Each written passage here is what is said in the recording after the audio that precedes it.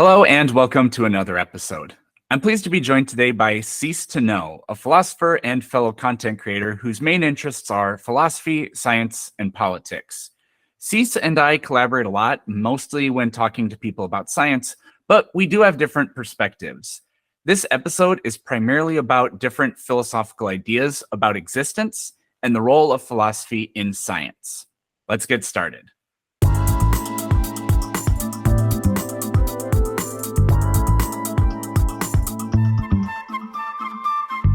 Welcome to the channel. Thanks for being here. Thank you so much for having me. I appreciate it. So first thing, I figured I would just let you kind of introduce yourself in whatever way you want, whatever you think is important or relevant. Sure. Yeah, so I've pretty much been interested in philosophy all my life. I grew up in a household where my father was a philosophy professor. My brother is a physicist, and I would hear a lot of dialogue, kind of from the scientific perspective and the philosophical perspective. And so I was always interested in these topics. And I pretty much knew from the get-go that when I went to college, I was going to study philosophy and kind of follow in those footsteps. Yeah, I'm pretty much now, I make content on YouTube about speaking about philosophy, science, religion, politics. I also make content on TikTok and do pretty regularly TikTok lives where I just have debates or conversations with people about this type of topics. I'm completing my master's degree in philosophy. I'm already done my classes and credits and everything. I'm just about to defend my thesis. What's your thesis? I'm writing a critique of postmodernism. So I'm examining kind of, what is even meant by that in the context of philosophy, because it's actually kind of a vague question, where I think the positives of the perspectives are, and then where the negatives are. And yeah, that's about it. That is so hilarious, because one of my questions is WTF is postmodernism, because it's Perfect. people, it's the only reason I know it exists is sadly because of Jordan Peterson, but Yeah. We'll get to that down the road. But that's awesome that's your thesis. So obviously you'll have a lot to say about that. That's awesome. So we kind of had a little bit of correspondence before we got into this, and I asked Cease, like, what are the sort of philosophical schools of thought that interest you the most? And I sort of looked into them, and the people that you referenced, it sounds like they are existentialist philosophers. Do I got that right? Yeah, I mean, some of them are. I think that my two main interests are phenomenology, which is all about kind of like the nature of subjective experience, and then tied to that, philosophy of mind, and philosophy of language. But certainly there are like existential questions tied in with that as well. And yeah, I think existential philosophy is one of my main interests there. I would say secondary to phenomenology. When I looked into existentialism, to me, it seems to be the philosophy of exploring human existence with regard to its meaning, its purpose, and its value. So you think I got that right? Oh, yeah, absolutely. Okay. So the classical philosophical view was sort of that a thing's essence precedes its existence. So, for example, a cup isn't a cup if it can't hold any liquid, right? But then nihilism came around and told us, well, we don't exist for a purpose, because unless there was like a god or some sort of transcendent rationality that dictated the reason why humans exist, then we have to accept that we just exist.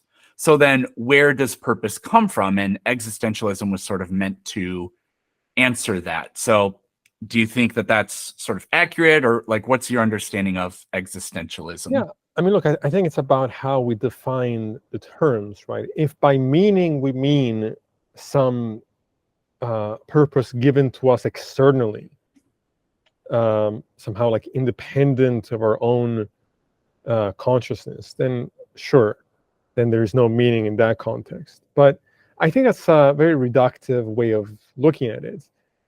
I view consciousness kind of like meaning factories. What is it that I mean by meaning and purpose? Well, engaging in the actions that fulfill me. So that might mean engaging in philosophy, learning, playing music, connecting with friends, building friendships or relationships. These are all the kind of experiences that provide me with great fulfillment. And I think that's all that can really be meant by meaning. And this idea that I hear often from people that, well, if life is finite or if there is no God, then nothing means anything, I think it's completely delusional. A song isn't less beautiful because it ends. Like, the difference between like a good meal and a bad meal is still like a real difference, even though like the meal is temporary. It's not like, oh, I'm gonna die, at some point, might as well just eat shit sandwiches the rest of my life. Like, you know what I'm saying? Like, it's such a dumb, reductive way of looking at things. Yeah, I just like the idea that your purpose and your existence should be dictated by a god or whatever. That makes my existence meaningless, because like, well, you're cheapening human existence. Well, if it has nothing to do with me and my experience and the decisions I make or whatever, then I just think that it's kind of deeply hypocritical. It never really made a lot of sense to me. Well, I think it's also comes out of fear of anxiety about the unknown, anxiety about if there's nobody looking out for us, then I think people with a certain kind of psychology feel lost at sea in a certain kind of way, and that can bring about feelings of hopelessness for those kinds of people. I've never had that problem. I've always kind of embraced the uncertainty, and I'm comfortable in that space, but a lot of people aren't. Yeah, that makes sense. So the first philosopher that we can talk about is, I'm not gonna pronounce his name right. There's no way, but Maurice Merleau-Ponty. No, you got it. You got it. Something to that effect. So he was a French philosopher, and the little bit of homework I did said that one of his main ideas was that the body does not merely receive stimuli, but is an active participant in constructing perceptions. Yeah. Oh, sorry. Go ahead. Oh no, I was going to let you go ahead. I find his work to be really fascinating. Because before him there was this the kind of the Cartesian perspective, which was it's more about the mind. I think therefore I am. This idea that it was all rooted in this kind of rational perception. What he wants to say is that no, actually, it's in the way in which I can engage in the world through my body that shapes the way that I understand the world and perceive that world. So he talks about the concept of body schema.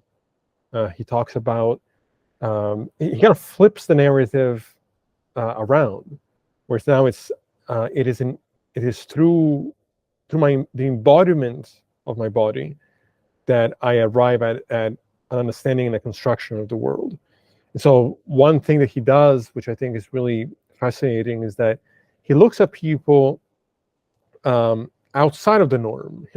He studied people with brain damage, and to figure out, okay, these people have different types of limitations and a different kind of subjective experience because they can't engage in the world the way that everybody else can for one disability or another. And so how do those limitations change the way they perceive in comparison to the way that we perceive? And so he takes the kind of the exceptions and the outliers, and in studying those, he learned something new about the people that are the more common ways of experiencing. So I mean, one thing he says, he says something like, the body is our think something along the lines the body is our general medium for having a world. And so I think that's really interesting. And I think it's right that it is through our experience that we kind of gain this understanding, not to some intellect divorced from the experience. Okay. If that makes sense. Yeah, I think that makes sense. So this the idea that I I never really heard this philosophy before, but I think I've said things that are sort of part of it. So like I say things like, well, we are part of our environment. You know, the environment isn't something out there that happens to us. We are part of it, and we unquestionably interact with it. So I think if you want to understand, you know, an idea like free will or a concept like addiction, I don't think it's useful to think that there's some sort of top down thing within us, like a vital essence, a soul, or whatever, that's non corporeal and different from the environment or the bodily environment. I think the idea that they interact together is really the only thing that makes sense to me. And it's interesting that Ponte apparently was interested in people that had, you know, brain damage or whatever, because I'm sure you know about Phineas Gage, the guy that had the railroad spike go through his head. That was really the first time ever that people started to understand that the brain modifies behavior, because it changed. A lot of what people think they know about Phineas Gage is actually wrong. There's a really good podcast called The Disappearing Spoon. He did an episode about Phineas Gage fairly recently. But yeah, I mean the idea that the brain is a physical thing, and the way and the activities of it and things that happen to us that affect it changes our experience, and even our conscious experience, and things to that effect. I would urge anybody listening to this to check out his work called Phenomenology of Perception. I think that it's really, really interesting, and I think a good way to sort of understand his perspectives on a deeper level, for sure. Sure. So you may have touched on this a little bit, but just kind of expand. What sort of like views or questions or problems that we have in the world today do you think this perspective might help us expand and understand a little better? I mean, I think that something, and I see this a lot on kind of the social media debates that we take part of. People, I think, are really naive in the way they think about human nature and consciousness and subjectivity in specific. So the concept of subjectivity in moral talk is different than that in phenomenology. When you hear someone say, "Oh, well, it's morally subjective," they'll think something along the lines of, "Well, what is right and what is wrong is going to be dependent based on the specific standards of an individual, and that's going to be different from person to person."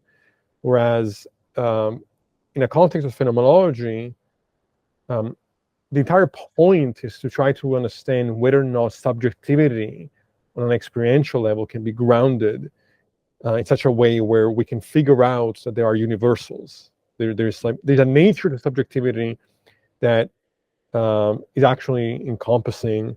So even though like we're different people having two subjective experiences, there are going to be links between us in the way in which we're experiencing. So if we're both looking at a glass on a table, you're looking at it from your subjective standpoint, and I'm looking at it from mine, but we can communicate about the fact that we're looking at a glass on a table and really come to some common ground there.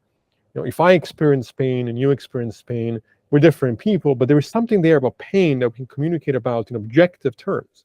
So this conflict between subjectivity and objectivity is an illusory one in this context. And so why this matters is that people really seem to think that we're all just different. That there's no finding some kind of common ground, especially when we're talking about morality, about what can we say? Can we say that something is objectively wrong? I think that we can, if by that we mean what type of actions will lead us to either suffer or flourish. And because I think that consciousness has a nature that has these shared universals, there's something objective there that we can point to. There's a structure there. There's a nature there. And so I think that, that and also just in understanding what it means to have experiences to begin with. Like, what is it like to have these experiences? I think it's important. Are you a fan of Jeremy Bentham? Because what you're talking about to me sounds a lot like utilitarianism, and I would say I'm probably a utilitarianist. I try to think pragmatically, and I that's why I like science so much, because we have problems, and I think science is the best tool to solve them. So I tend to lean that way, although I think there are some issues there. Like, I would not remove, for example, the value of intentions, from the moral framework, from the moral conversation, because ultimately, why somebody does something is also important, not just the consequences of that action. I also wouldn't call any action which causes suffering moral, whereas I think the utilitarian would. I would say that on a spectrum, there may be situations where every action you can take is an immoral one, and so some actions are still going to be preferable to others. But the utilitarian perspective also, I think, focuses more on like the greater good, whereas I'm interested in the balance between the good for the individual and that of the society. I think both matter to me. Now, I think that there's a lot of, one example, one issue with utilitarianism, which I think, again, it's not really an issue when you go a little bit deeper, but this idea that, well, if we're following the utilitarian moral mathematics of sorts, well, it would be justified to, take the organs of one person to save 5. Well, True. Yeah. There's something there that doesn't seem, right. There's something Yeah. intuitive. Well, I would say, well, let's examine what would it be like. What would be the consequences ultimately, pragmatically, of living in a society like that, where we could just be taken away and vivisected, without any sort of, just like that. That would lead. That action would also lead to negative consequences. So even if maybe we don't save the 5 people by not hurting the one person, it's because ultimately living in that kind of society would actually be more detrimental for everybody, because it's not just about survival, right? It's also about quality of life. So there's some tensions there. Yeah, you can understand that.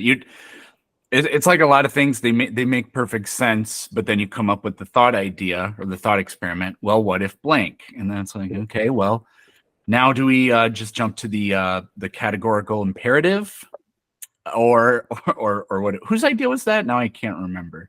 I believe you're talking about Kant. Yeah, Kant. Yeah, Kant. The categorical. Well, that's a little bit outside the scope of what I wanted to talk about today, but it's interesting nonetheless.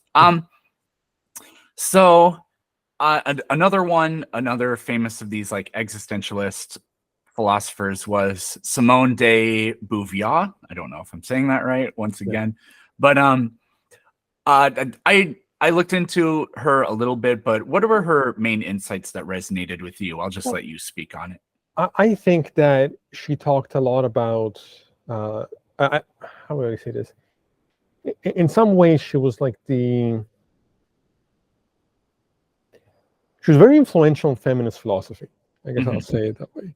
Yeah, I got that. Her kind of talking about what it's like to be a woman, what it's like to kind of be objectified and be dehumanized, and not be seen as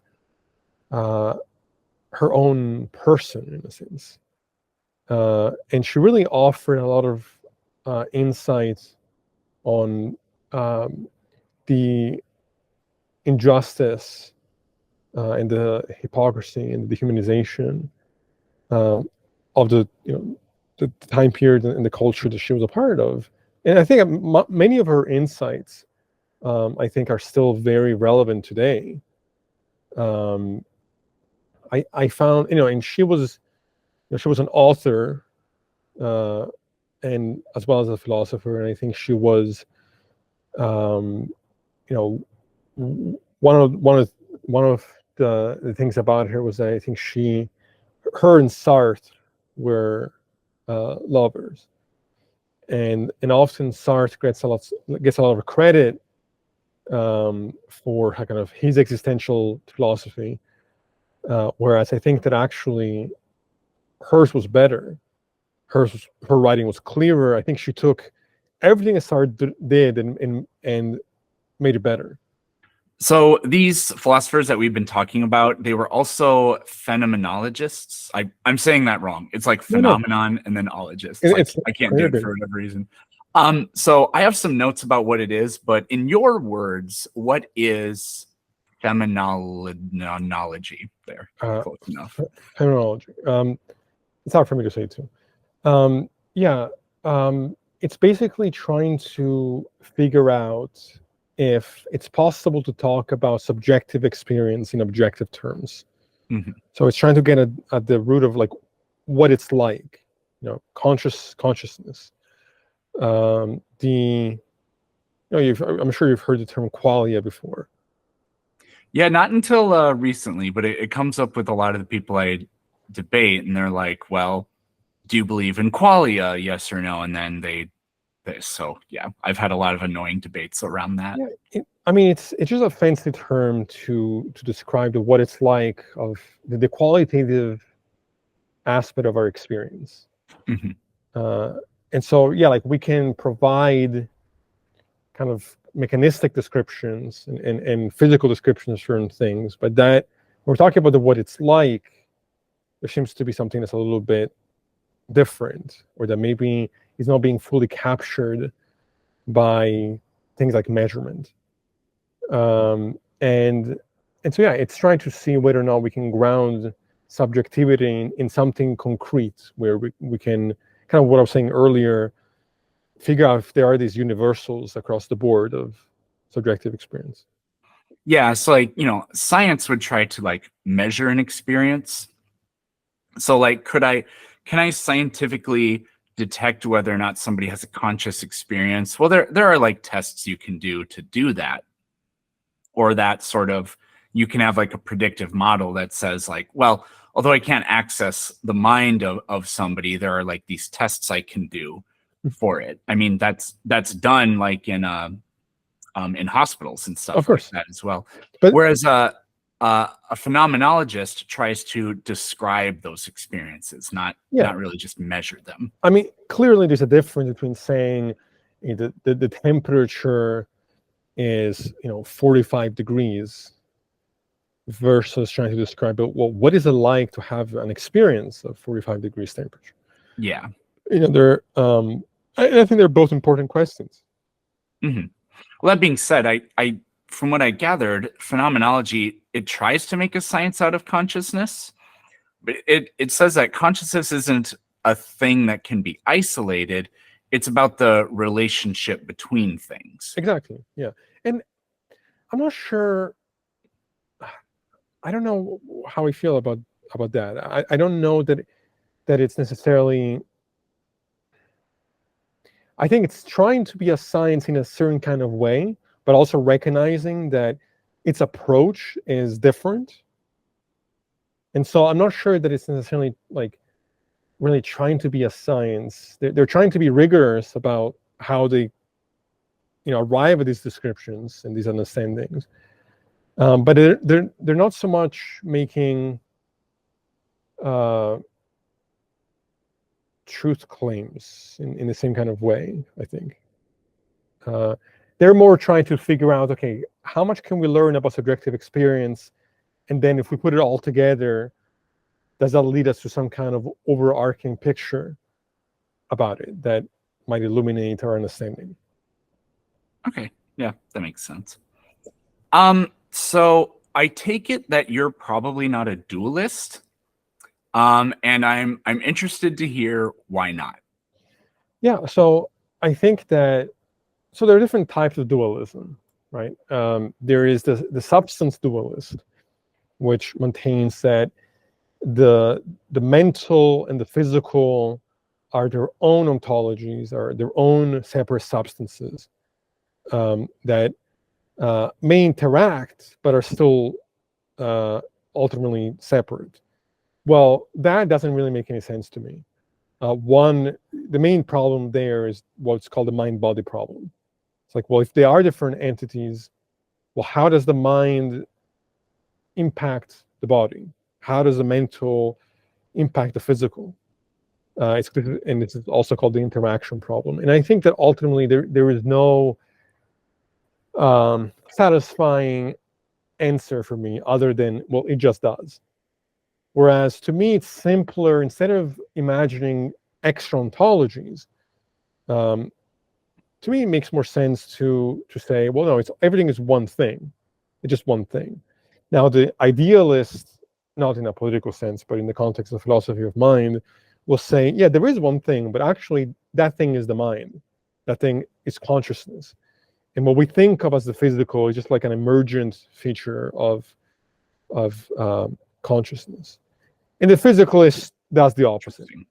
Yeah, I was going to say I feel the opposite of that. Yeah, and yeah, the physicalists will say that no, actually everything is physical, and what we think of as mind is actually just an emergent feature of the physical. And so, we might recognize that there's a difference between like holding an apple and having an idea of an apple, but an idea of an apple is just brains doing what brains do, and which is still going to be a type of physical phenomena that's going to lead to something different than an actual apple, but it's not something that's somehow immaterial. And people are like, well, how can thoughts be material?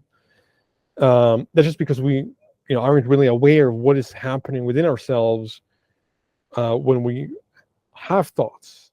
But yeah, obviously I don't mean like I think of an apple, there's not like an apple in my brain. They're just brains doing certain things. Now, I think ultimately there are issues with every single one of these views.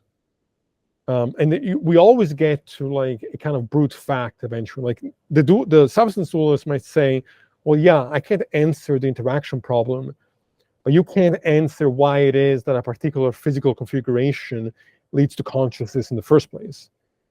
And the idealist might say something like, well, no matter what physical description you provide, it's going to be inadequate in actually capturing what is even meant by consciousness. Now, I agree with that, but I think the way to resolve that is not by saying, oh, well, therefore everything is consciousness.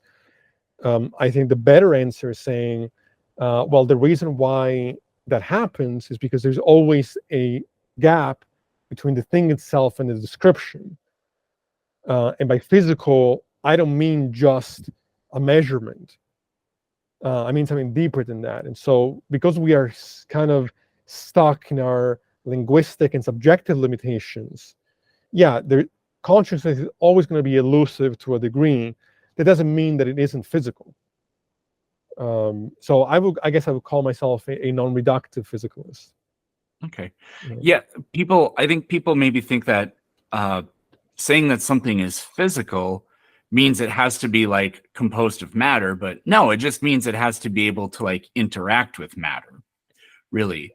So like that's why the idea of, for me, but I'm not a dualist, and because that's the idea that our body is controlled by some non-corporeal entity just simply makes no sense, because a non-physical object couldn't do that. If it's non-physical, it can't interact with my body. Right. And if it's not non-physical, then it should be measurable. But I mean, it's not. There's this whole history. I have a whole podcast about vital essence, and a lot of vital essence was like the search for like some sort of soul or something that makes life work, and it just simply was never found. And if it's like a literal soul or spirit, and if it's supernatural, well, then it's not epistemically useful in any way, because you're not going to be able to test it, or all you could ever do is argue about it, which to me is just not useful in any way. And I'll add to that too, that it's not just if it can interact with matter, but it's also the interactions, right? Like if we're talking about forces, we're not talking about objects, right? But we wouldn't say that forces aren't physical. Yeah, I had this conversation with my students. It was really fun. I made them brainstorm. I said, try to think of something that exists but is not made of matter, because we're a chemistry class, so we learn about matter. And they were like, the obvious ones are like light and sound and heat and stuff like that. But then there's also the idea of like I grabbed two magnets and I flipped them so they opposed each other. I was like, what is, like they are resisting each other, but that's not energy and it's not matter, but it's really happening. And that's a force, for example. But because it interacts with matter, it is still considered physical, right? And that was a cool conversation to have. But then some of these little philosophers, they were like thoughts and ideas. I was like, yeah, I mean, well, I don't necessarily think they're non-physical, but yeah, they're not made of anything. But I close my eyes and I can see a tree, but it's not really a tree. So what the heck is it? And I told them this is the hardest problem in all of science, and it may never be solved. So yeah, I would say it's like a representation of a tree based on experience and memories, but that representation has a kind of a physical foundation. It's brains. Again, we don't know this, all the details about how it's doing what it's doing, but the idea that it would be somehow independent of the brain is strange to me. Yeah, it doesn't make a lot of sense to me either. So going back a little bit, those of you that are watching or listening, you might have sort of picked up a theme with regard to the people we were talking about, and we I don't know if we mentioned Descartes by name, but we've been talking about Descartes here for a while, and the other three philosophers we've talked about. So my question is, why was early 20th century philosophy so French? I know that's a weird question, but why do you think that? And Descartes was 1600s, but I don't know. I mean, I think it's interesting to see just historically, the kind of different philosophical movements and Renaissance take place in different places at different times. I will say that I think that Eastern philosophy and even like African philosophy is wildly underrated. So I think sometimes we're kind of given the impression that these important movements and steps forward only took place in these areas and in these times, whereas I would say no, there's a lot of other type of perspectives and traditions that are just as valuable, but they're not taught as much. But yeah, I think that there's definitely a lot there of value to be found for sure. Oh, sure, absolutely. So we're kind of switch. Well, it's not exactly switching up, but Wittgenstein, he kind of famously said that philosophy was basically dissolved by science. I think that's kind of how he put it. Everything about it was now sort of subject to the realm of perhaps physics. And there was this attitude in the early 20th century that physics was sort of complete. Now, that wasn't true because we ended up getting a brand new paradigm of quantum physics. But I think a lot of people believe that philosophy has sort of run its useful course. So, for example, I already talked about the concept of vital essence and souls. That was sort of mummified by science, because science could answer philosophy's questions, but philosophy sort of couldn't. So I'm just wondering, as a philosopher, I can't imagine that you think that philosophy has run its useful course. No. What's like your response to when people say things like that? Well, let me just say that I find Wittgenstein's work on linguistics to be incredibly interesting. and very valuable. And I agree with him to an extent, although there are certain things he says that I don't agree with. But I said this on a podcast the other week. I think that philosophy without science is useless, but I think science without philosophy is blind. I think they need each other, and I also think that, I mean, to be fair, I think the framing of the question, I think, is problematic, because science is a branch of philosophy. Science is engaging in the world,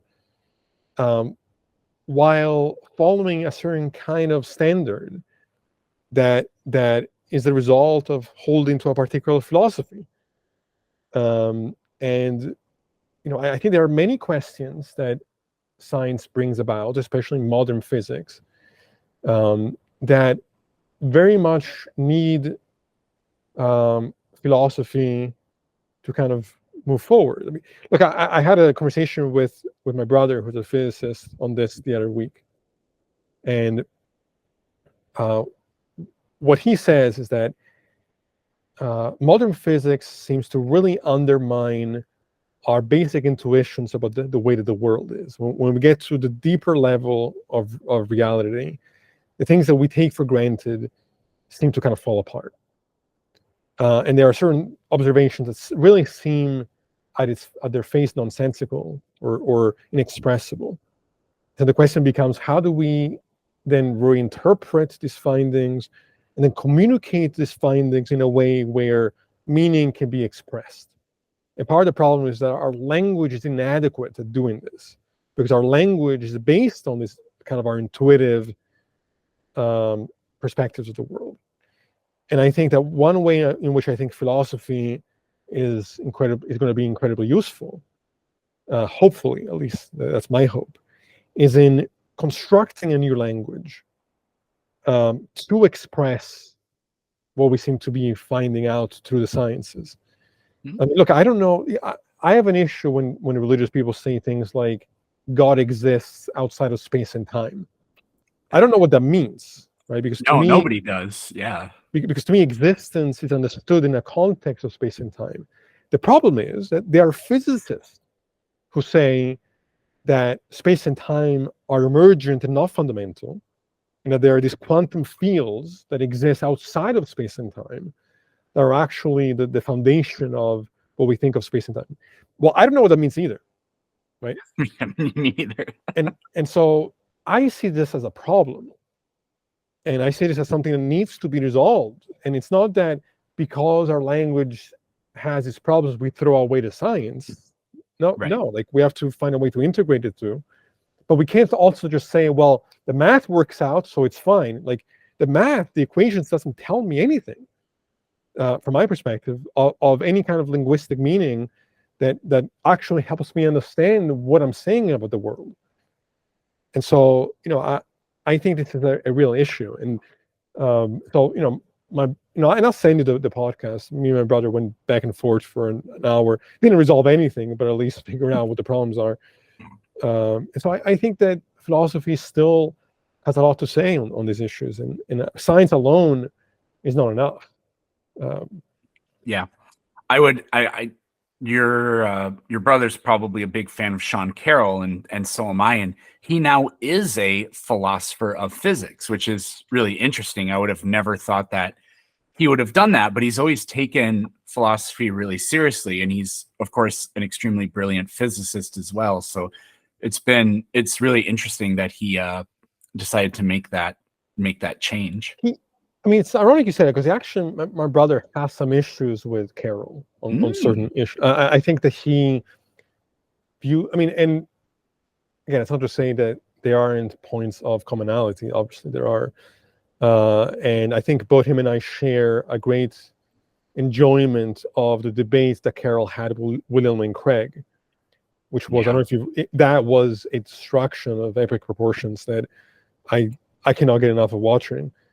That said, there are certain things about Carroll that I think are problematic. And yeah, some of his interpretations of the physics, I think there's issues there, but that's the conversation for another time.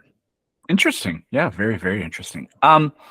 So now this gets us into postmodernism. So I never heard of it until like Jordan Peterson, who I'm a fan of a huge amount of stuff he's done and said, but the last 3, 4, 5 years have just been like no. But he's always been obsessed with them, it seems. And to me, I looked into this, and postmodernism to me, it seems to be about the voice of the oppressed. So like, for example, the ideas of like life, liberty, and happiness, those were cute ideas, but the horrors of the Algerian genocide, the Holocaust, Vietnam, the systematic racism of most of the 20th century, and the replacement of the American Revolution, the French Revolution, and all these other things, we overthrew our kings and our aristocrats, but then they ended up getting replaced just by tycoons and tyrannical government officials like McCarthy and a whole bunch of others. So it seems to me that like postmodernism was a reaction to that. Yeah, for sure. There's a lot to say there. Yeah. Well, first of all, you mentioned Peterson, Jordan Peterson, and I want to make a statement about him. In a lot of ways, I find him to be laughable. I think the things he says about philosophy, in particular, his interpretations of philosophy, are just so bad. He criticizes postmodernism, but turns into a complete fucking postmodernist as soon as you ask him about what do you mean by God. It's mind-boggling. I have noticed the exact same thing. Yeah, because he goes on this like the postmodernists say that nothing is real and everything's like if you ever played the Assassin's Creed games, nothing is true, everything is permitted. Yeah. And then you ask him about God, and it's well, what do you mean by? And he says things like the Exodus happened in a meta sense. It didn't really happen. It becomes a complete, like, now nobody knows anything and we can't define any of the terms, and we have to spend 7 hours just getting to what the word God means. It's just completely delusional. I think, well, I'm not going to go into like a psychoanalysis of Peterson. I just think he's a highly unhappy individual that is holding on to this idea of God desperately because he can't function otherwise. But moving on from that, because he triggers me. He just really triggers me. No, but look, I think what you said about postmodernism is true. I think it's coming out of a reaction of this rejection of the propaganda and the meta-narratives of these cultures that claim to have objective truth. And in reality, it was just people in power trying to hold down to that power. So I want to quote, and I'm going to butcher this name, but Jean, I can't say his name, Lyotard, I think is his last name. He defined postmodernism in the postmodern condition as, in simplifying to the extreme, I define postmodern as incredulity towards meta-narratives. And he means by this something like a unified, complete, universal, and epistemically certain story about everything that is. So it's this idea that there's this like certain objective truth that we can arrive through, whether through philosophy or through science. And their concern is that this so-called truth is really always dependent and contingent upon the historical and social context, rather than some real truth that we're actually discovering.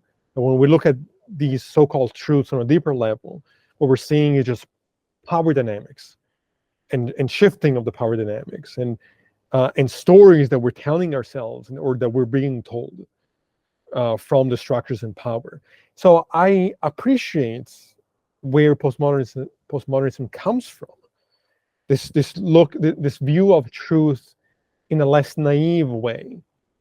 I find that admirable. The problem is that, like every movement and every viewpoint, eventually becomes a caricature of itself. So where it started off from I think a healthy skepticism, then it develops into nonsense, where now anything is anything. We have no way of knowing any truth at all. Even language is completely, based in culture. Science is cultural. Um, um, Everything is a meta narrative. We can't get to any kind of moral truth. Um, Language is so ambiguous that we can't even know if we're communicating in any kind of real sense. And so it just becomes this spiral of pseudo intellectualism. I think, ironically, and I don't know I forget the details, but a paper was published um, some time ago that was completely computer generated. The scientists did an experiment and then tried to see if this paper that basically had no actual meaning behind it could get published in philosophical fields, and particularly with this kind of the postmodern attitude about things. And it did, and people thought, argued about its meaning and tried to make it like it was just, very in depth. It was all bullshit. It was just, people with too much time on their hands, um, kind of patting themselves on the back, trying to sound deep. That sounds like, you know who James Lindsay is? Sounds very familiar. He's the guy that did he exposed the what do you call it? It's like the what do they call that? The study of people who are oppressed or something like that is the oh my god, I can't remember. But he published all the fake papers in in critical theory, basically. Mm-hmm. So like he published like these really weird satirical feminist things and like queer studies and fat studies and stuff like that. There's a name for that, and I cannot remember what it is. I feel so dumb. But yeah, they like literally won an award, and a lot of their papers got published, but they were purposely writing the dumbest shit they could think of. Yeah. Just to show that it's now gotten to the point where there's no difference between satire and the real thing.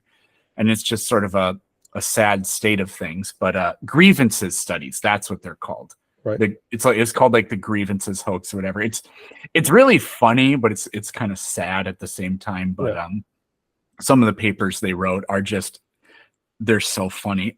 You gotta check them out. I agree with the postmodernists that we should be wary of, anybody that claims to have objective truth, that we have to be careful and examine the meta narratives and understand things in context and not be naive about our understanding of the world. But then what it spiraled into is something so absurd that is completely self-defeating. If you say there's no such thing as truth, that's a truth claim. And it's just completely self-defeating. So, but to be fair, I don't think that the real postmodernists were saying those things. I think it's the people that followed, which took those things to an extreme and butchered these ideas in a way that was absurd.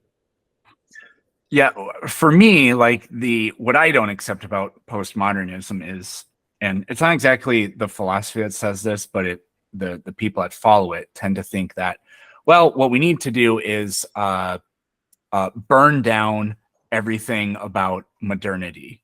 Science is evil because it just leads to things like a Holocaust or whatever, and democracy is evil, and capitalism is evil, and blah blah blah. I have critiques of every one of those things, but the idea that they just shouldn't exist and that they're bad, I don't agree with that. When people critique science, I always think that, or I always try to tell them that the only solution to the problems that science has created for us is better science. Exactly. That is the only solution. And I think it's the same thing goes for politics and like democracy. I think the only solution actually is just better democracy. And it's painfully slow, but I think that it actually is the best way to do things. But better science and also better values. Raising a culture that doesn't just care about money, but also cares about community, Yep. and cares about the bettering of society.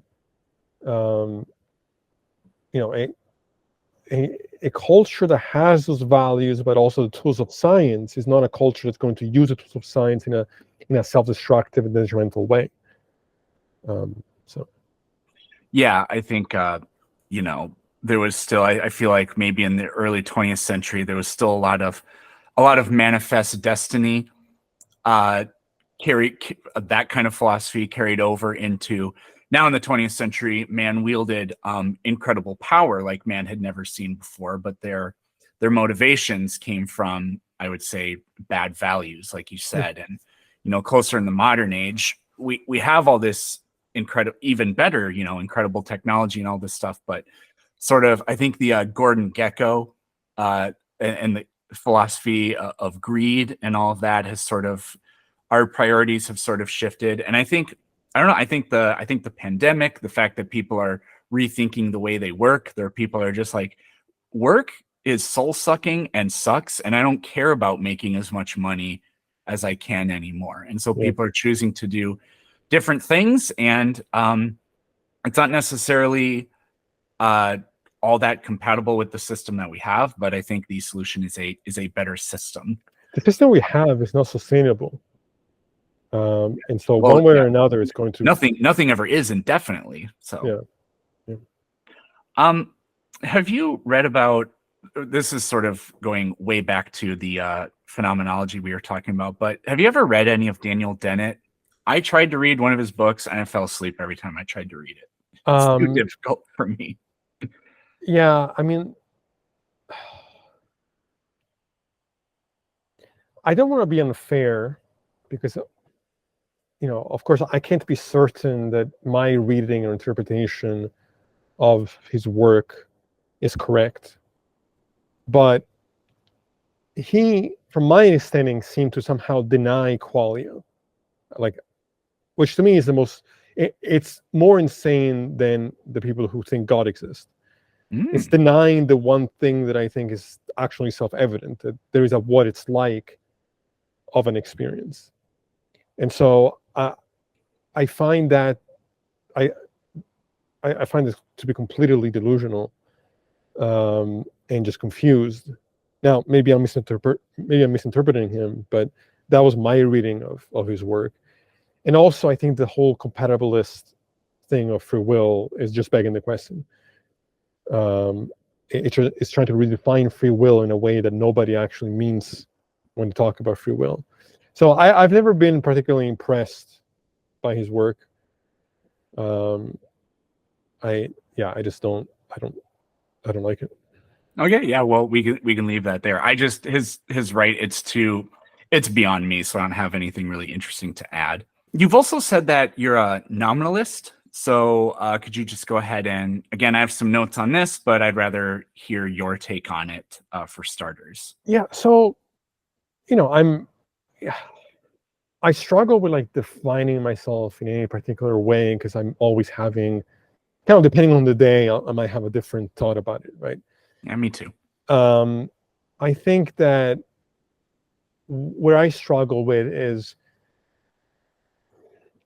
I'm not sure that I believe that these like categories actually exist, right? That there are these real distinctions there. I think there are more projections that we arrive at to kind of navigate our world. But the distance between an object and another, like the and the ontological difference between one and another, I think, is far more ambiguous than that.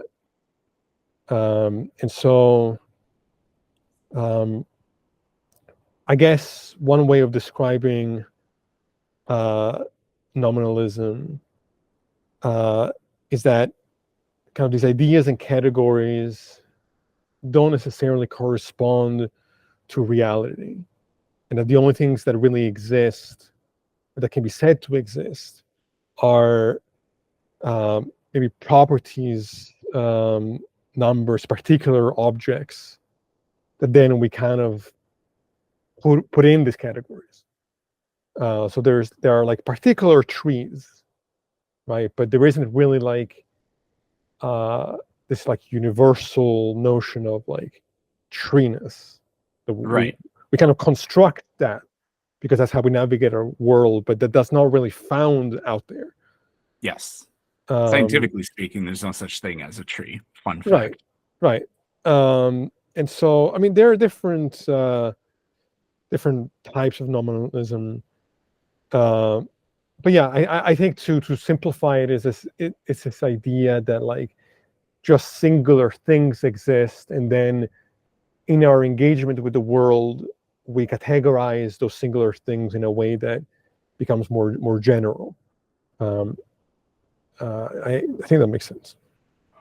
Sure. To me, nominalism kind of sounds like materialism or atomism, Hmm. right? And I don't really care to call myself a particular type of ist. I don't say I'm a materialist or an atomist or a naturalist or whatever.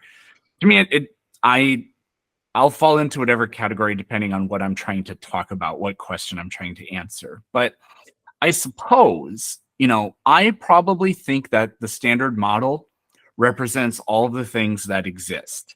And matter, like this camera that I'm looking at, this computer, this book that I wrote, these are just collections of things, of those things that really exist for which and we categorize them.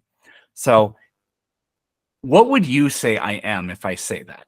A nominalist? Yeah, I mean, it sounds like you're saying what I was saying before, which is like individual things exist, but then we kind of categorize these individual things in certain groups.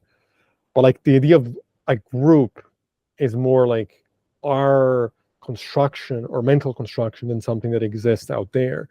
Now, where there is some tension in my own worldviews is that I do think there are universals in the context of phenomenology. That there's something about the nature of consciousness that has things that we can point to as universals.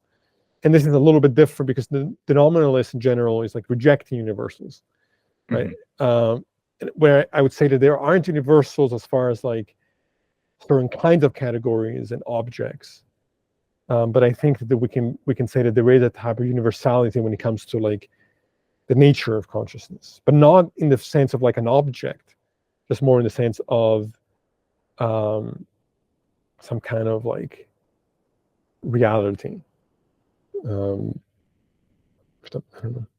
So nominalism, it sounds like it's a complete rejection of like the idea of like Plato's theory of forms, right?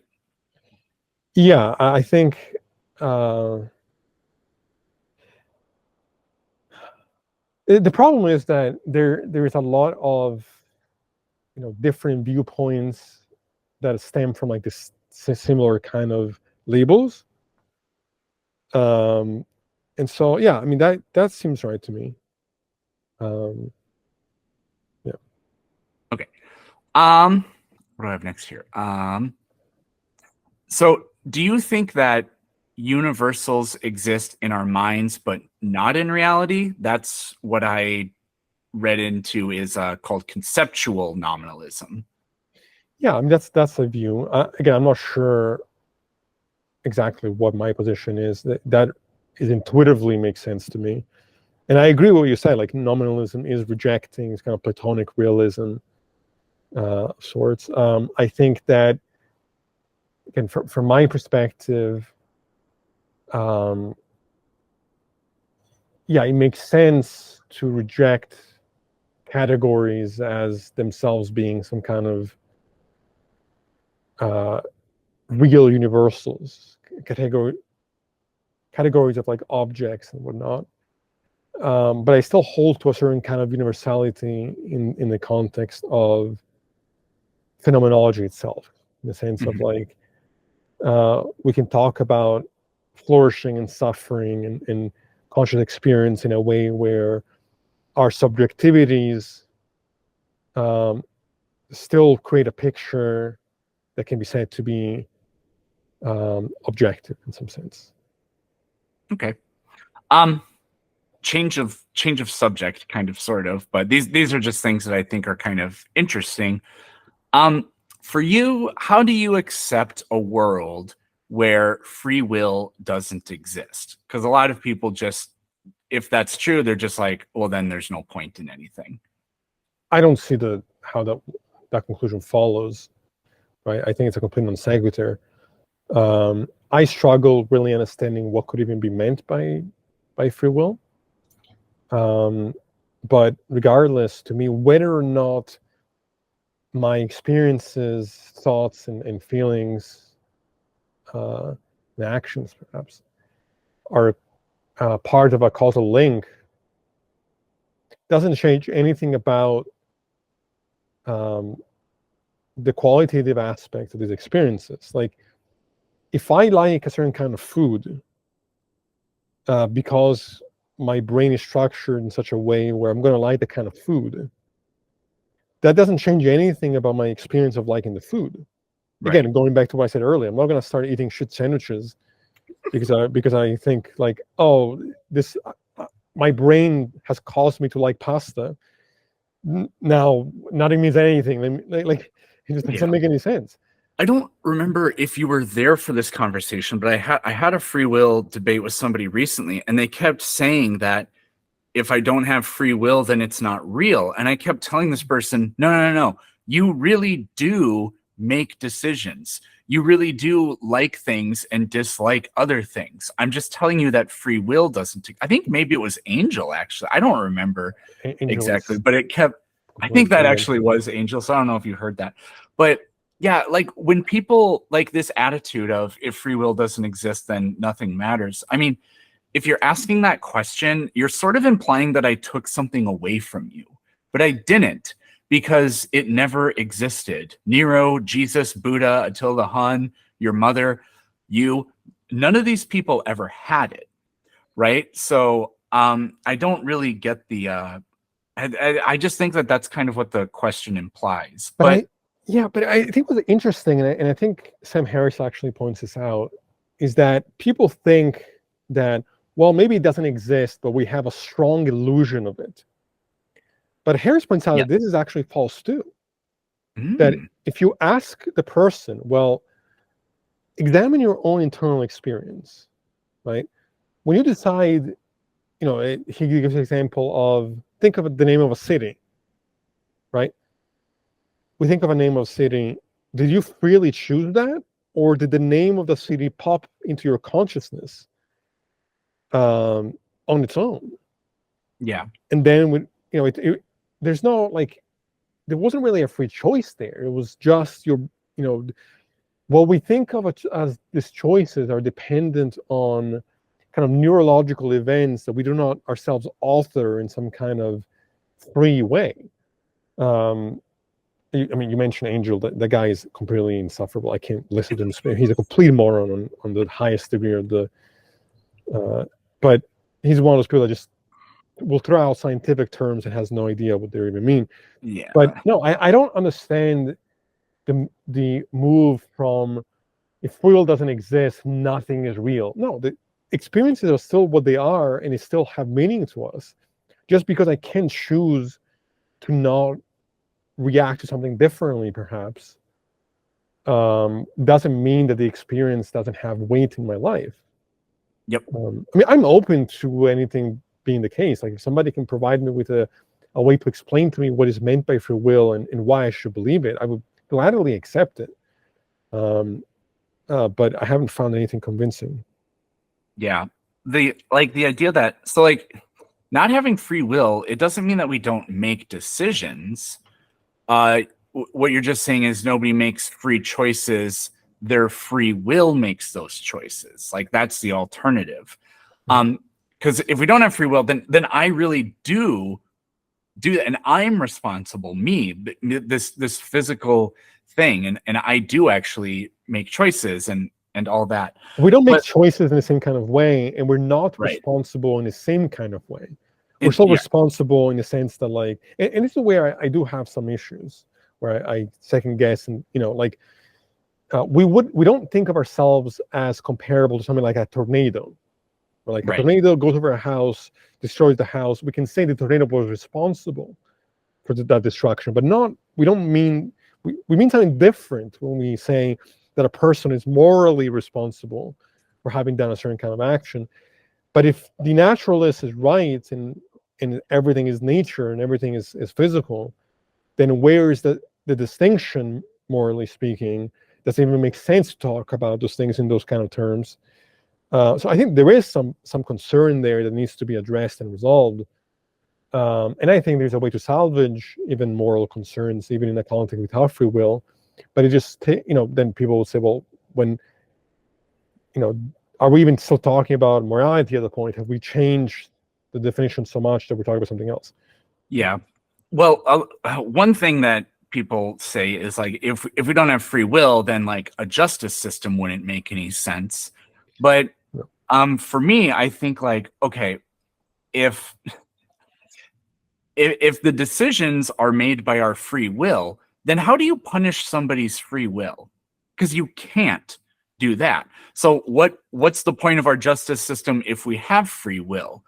I don't see the Because relevance at ultimately, all. yeah, I feel like in the end you'd have to just be like, well, I can't change somebody's free will and I can't punish it. Ultimately, the punishment or whatever would have to come, I don't know, from an afterlife or something like that.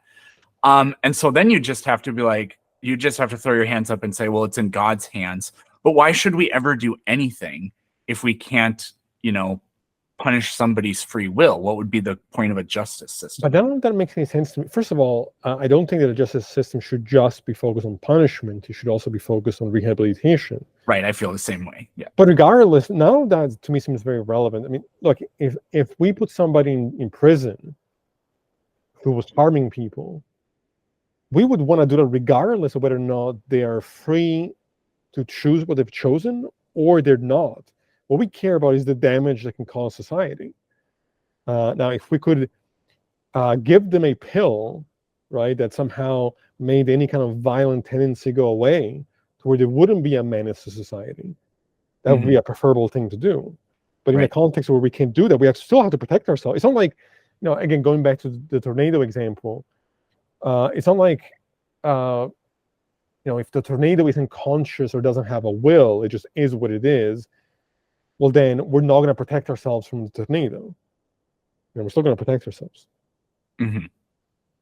Yeah. So like you could almost do this like a thought experiment. Let's say somebody has an identical twin and they're very normal people, but then one of them just kind of later on in life just completely turns into somebody else and then ends up killing somebody. And they find out that they have a tumor in their brain that's been pressing on their amygdala. And we remove the tumor. Okay.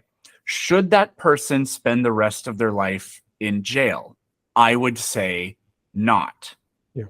That's what I would say. But if you think that they should stay in jail, I think that's because what you're trying to do is punish their free will.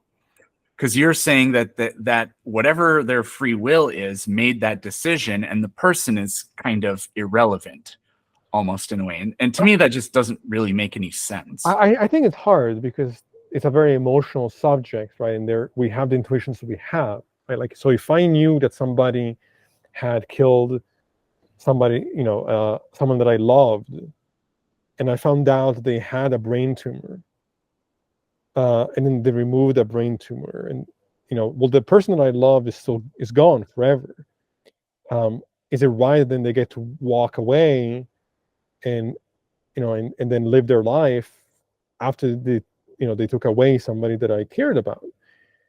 On an emotional level, on an intuitive level, I want to say no, because ultimately you still did what you did. But is that rational? Probably not. Especially if we knew that the same person was not in any kind of danger of repeating what they've done. These are difficult conversations, I think. Yeah. Well, you would expect that person who did that would probably suffer for the rest of their life. Right. So I would say, it's not the same as taking a life, but a lifetime of having to deal with that is not nothing. So I would feel like, in a way, there would be justice there, I guess. It's hard. It's hard because, at the same time, I'm driven to want to say regardless, they shouldn't be allowed back in society. But that might not square away with kind of the knowledge that we might have about what led to those things to happen in the first place. Yeah, I think uh, I'm against like the idea of the death penalty, just even from not even from like necessarily a moral or philosophical standpoint, but just from like a political standpoint. Like if you think that uh like very weirdly, people that are really big on the government like not interfering with people's lives tend to be, so what I mean is right wingers. They tend to also really like the death penalty. I'm like, so you're telling me that the government has the right to decide who gets to live and who gets to die? I mean, that just makes absolutely no sense It, whatsoever. the the conservative is a constant walking contradiction, because they'll say, fuck government, we want government out of our lives, and then until then the government can push their political agenda. Yeah. Let's remove gay rights, let's remove trans rights, let's force people to let's burn books because they teach things that because they think anything that's against their view as propaganda. So it's really such a cognitive dissonance there that's just mind-boggling to me. And both TikTok and Twitter are, I mean, it's exhausting to just read the nonsense on there. I saw a live of this moron earlier that said something like, let's, as conservatives, let's stop going into leftist lives because that is the only way in which their propaganda and hateful rhetoric can continue existing. Yeah, because the trend throughout all of history is that every generation has been more conservative than the Right. generation before. That's the exact opposite. Like Like we're we're the hateful inevitable. ones. The leftists are the hateful ones when it's the conservatives that are the homophobes and transphobes and uh, uh, paranoid about everything except their own churches. Yeah, And their own demagogues that they prop up, who happen to be career fraudsters and snake oil salesmen. But whatever, that's a different topic. Oh, but Actually, the reason vaccines. Let's never take vaccines because it changes our DNA and turns us into lizard people. that's very just stupid. complete lunacy. That funny enough, that vaccine hesitancy was a left wing thing forever. That's where it started, and then I just jumped into a right wing thing for. I don't, well, probably because of mistrust in institutions, I guess. But actually, so the whole reason I brought up the idea of like the death penalty or whatever is to connect to what we were talking about. I can see a system where people are not allowed back in society, like what you were talking about. Mm-hmm. But I don't believe in solitary confinement and these maximum security prisons and Guantanamo Bay and things like that. It has to be. I don't know how you would structure it, what it would look like, but yeah, that's basically all I wanted to say about that. Okay, we're gonna get to the last thing here, which is now we're actually gonna talk about science. So, Great. What would you say your view on philosophy's role in science is? I mean, like I was saying before, I think one important role is figuring out how to communicate the science to the layman, to the general public. Okay. To resolve certain questions that science brings up that the theories themselves are not addressing. Like what I said before about, what do we mean by existence if we remove a context of space and time? I think the main role is one of communication, of translation. Then also, of course, like examining the scientific method. What is it that we're valuing when we are engaging in the scientific method? Are there any flaws with it? If there are, how do we correct those flaws? And yeah, I think I would say it's more like an interpretive value that philosophy has. For me, what I would say is philosophy's job is to try to help inspire scientists how to think about the next problem to solve, right? So I think it's sort of where a lot of the thinking outside the box and the creativity comes from. Sure. That's basically what I would say. Do you think that Karl Popper's idea about what counts as science and what the philosophy of science is, do you think that he got that right? Most of it makes sense, except for some of the sort of like implications. It's like the idea of, for Popper, this moves us away from the idea of that science is all about induction, right? Because Popper sort of says the same thing that David Hume says. Right.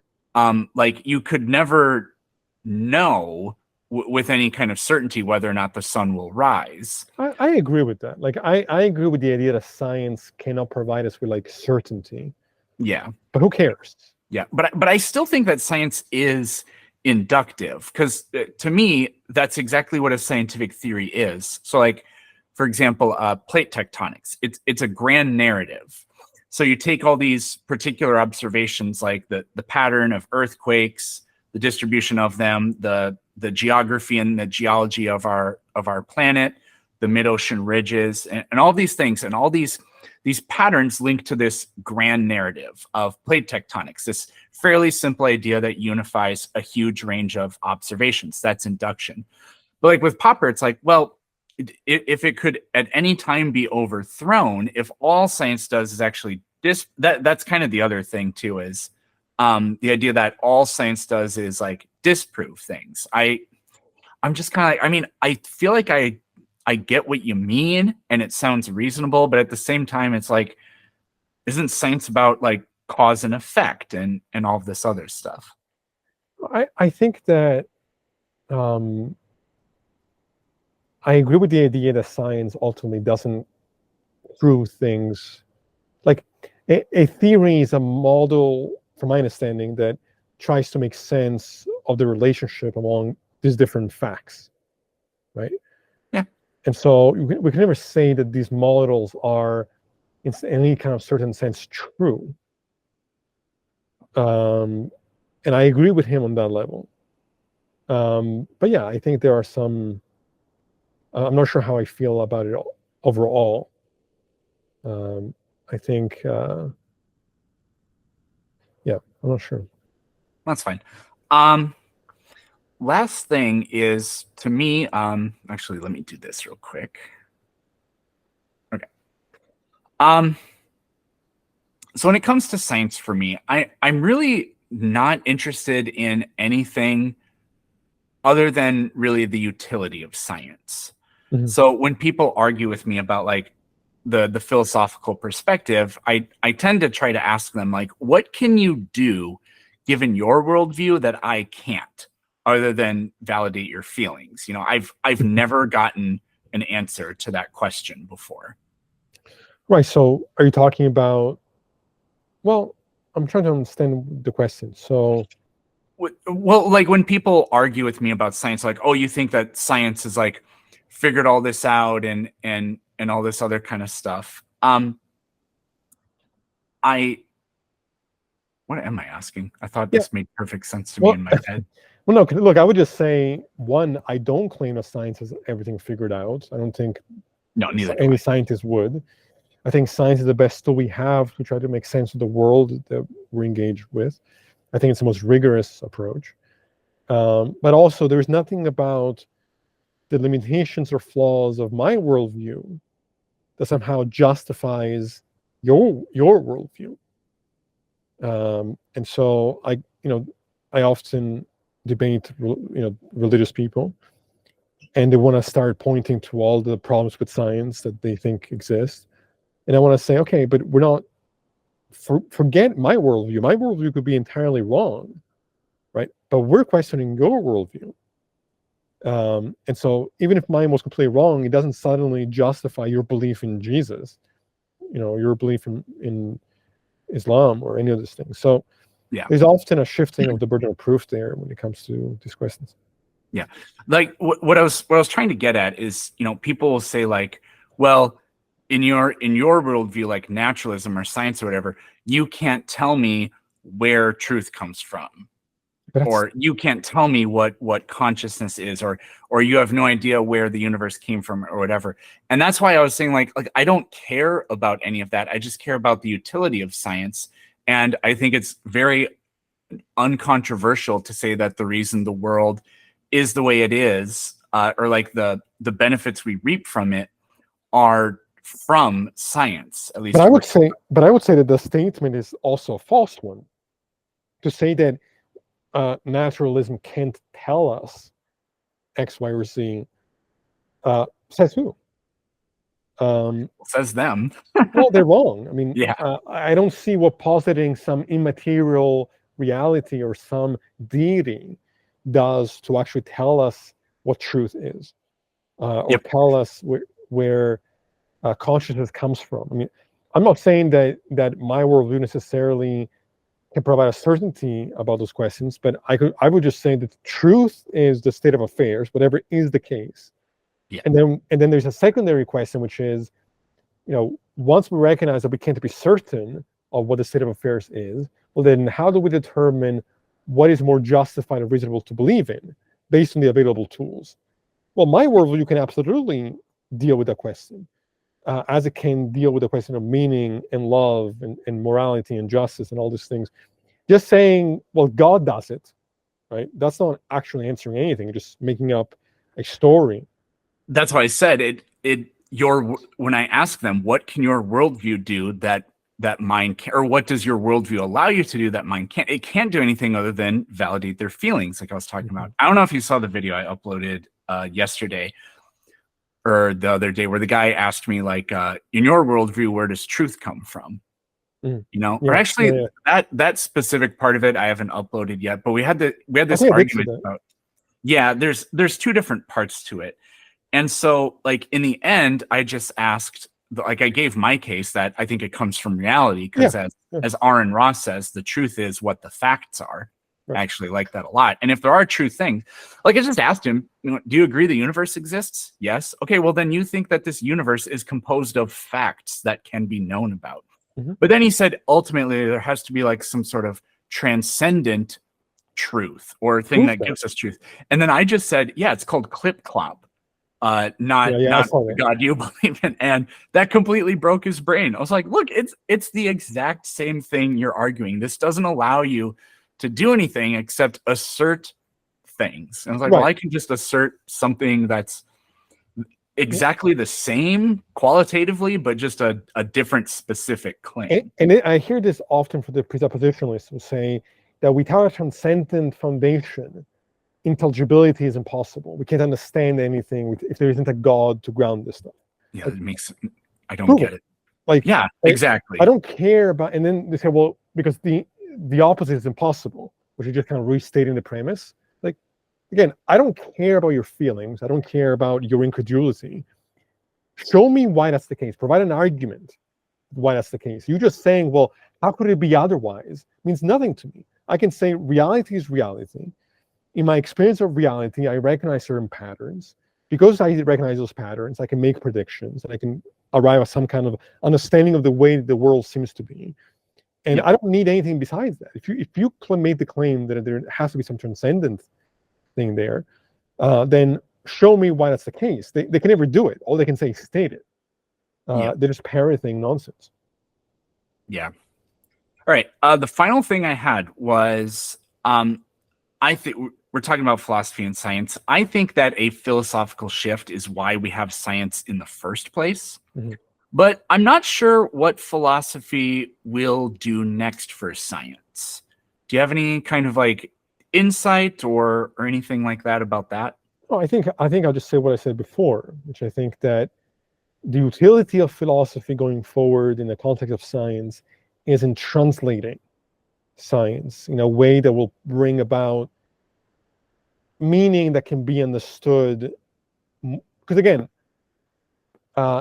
if a theory or if an observation is leading to something that isn't linguistically expressible or expressed in a way that makes sense, if a physicist tells me, well, just look at the math, that doesn't do it for me. Right. Because one, we have to think, well, what is math doing? And then what are we understanding from the math? Like, what is the math even saying? Right. And so I think the value of philosophy in a relationship with science is in translation,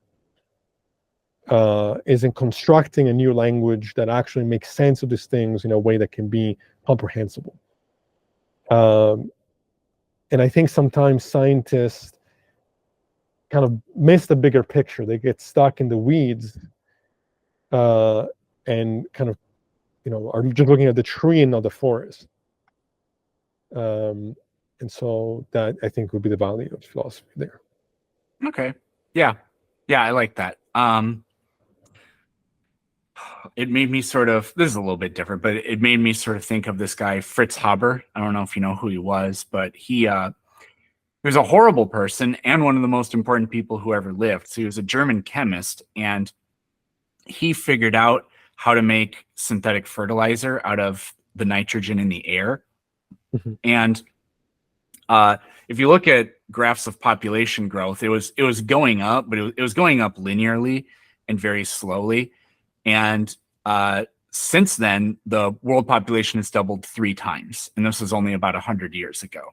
Right. So around a third of all the people that exist probably only exist because of him, right? So it's unquestionably one of the most significant and important inventions ever.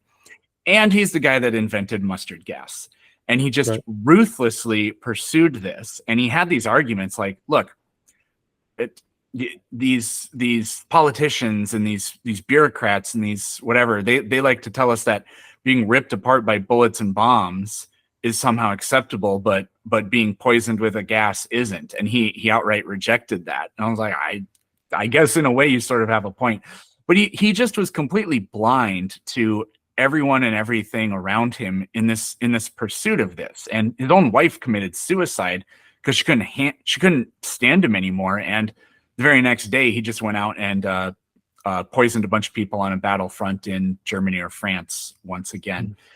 And so, to me, later in life, he sort of came around and was like, "Yeah, maybe all that was sort of wrong." But to me, that's sort of like the idea of like, where are our like we can use the science to do whatever we want, but where are our priorities and what are those informed from? Sure. So I think maybe, along with like what you said, I think that's probably the role that philosophy has as well. For sure. Yeah. And like I said, I think that both science and philosophy work the best when they're hand in hand and informing each other. Yeah. It can go very, very wrong. Like we could get into the harebrained anti-scientific ideas of Soviet Russia, like Lysenko. Sure. They had a Marxist philosophy that caused all kinds of people to starve to death because they couldn't grow food because they were scientifically their philosophy was directly against the science. Which is why I'm saying that they need to work hand in hand. Yeah. Exactly. Yeah. I could go on about that, but we've already done, I don't know, like an hour and a half or something, close to 2 hours, maybe. I'm not sure. But yeah, I think that'll do it. I think that was very well said. Thank you so much for having me. I always appreciate our conversations. And we'll definitely have to talk more in the future. Always enjoy collaborating with you. And I'm sure I'll catch you on your next live or something.